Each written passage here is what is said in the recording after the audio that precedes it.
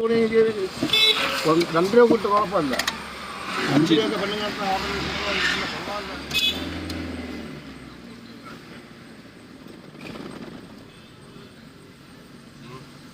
ഗ്യാസിന് വില കൂടിയതുകൊണ്ട് ഗ്യാസിന് വില കൂടിയ കുഴപ്പമില്ല. ഇല്ല, ഗ്യാസിന് വില കൂടിയെങ്കിൽ തന്നെയും ഒരു 15 രൂപ കൂട്ടുക എന്ന് പറഞ്ഞു കഴിഞ്ഞാൽ അത് അധികമായ 15 രൂപ എല്ലാ കടകളിലും. അല്ല, 15 രൂപയാണെന്നുണ്ടെങ്കിൽ ഇവര് ഫുൾ ക്ലാസ് കൊടുക്കട്ടെ. അതല്ലേ ശരി. വലിയ ക്ലാസ് ഏത് വലിയ ക്ലാസ്? എന്താന്ന് നാരങ്ങ ക്ലാസ് നിങ്ങളെന്നറിയാം. ചായ നമുക്ക് ഇപ്പൊ ഒരു 15 രൂപ വെച്ചിരിക്കുന്നു. ഈ 15 രൂപയുടെ ചായ എന്ന് പറഞ്ഞാൽ ഇല്ല, അതൊന്നാമത് പച്ചവെള്ളം പോലെ അടിച്ചു വെച്ചിരിക്കുന്നു. 15 നമുക്ക് വേണമെങ്കിൽ കുടിക്കണ്ട. അതേ ഇപ്പൊ വേറൊരു കാര്യമുണ്ട്.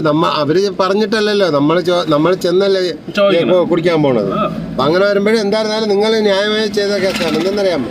ആദ്യം ചോദിച്ച വില പറഞ്ഞു. ഇല്ല, ഞാൻ ചോദിക്കട്ടെ, നമ്മൾ ഈ ലോക്കൽ കടകളിൽ മാത്രമാണ് പോയി ചെന്നിട്ട് നമ്മൾ ഇത് വിലയൊന്നും നോക്കാതെ കഴിക്കുന്നത്.